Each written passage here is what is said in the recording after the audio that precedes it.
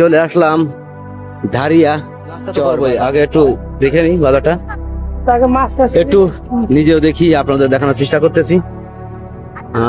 বাজারটি ধারিয়া চর বাজার, মানিকপুর, মানসেরামপুর। এটা ঠিক নদীর পাশ দিয়ে এই বাজারটি। লোকজনের আনাগোনা, এই অঞ্চলের আশপাশের মানুষজনের, এটাই হয়তো আমি মনে করতেছি, কারণ এখানে প্রচুর পরিমাণে মানুষজন আসা যাওয়া করতেছে। এবং কলা কত করে বেচছেন হালি? 40 টাকা।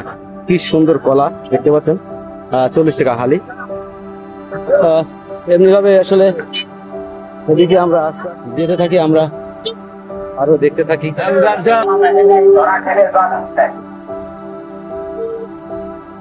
আচ্ছা, আছি আমি মানসেরামপুর ধারিয়ার চর বাজার, মানিকপুর। এখানে আপনি পাবেন, আমরা এখন মুরগি কিনবো, সেখানে যাচ্ছি। বাজারটি একটু বাজারের ভিতরে ঢুকে পড়লাম। শুরুতেই দেখতে পাচ্ছেন সবজির বাজার দেখতে পাচ্ছেন। এখানে সুন্দর পরিপাটি একটি বাজার।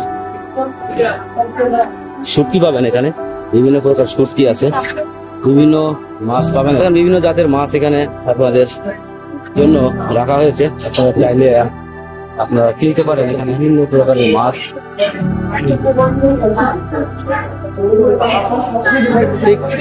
নদীর পাড় দিয়েই ধারিয়ার চর বাজার, মাছ বাজার আপনাদের দেখালাম।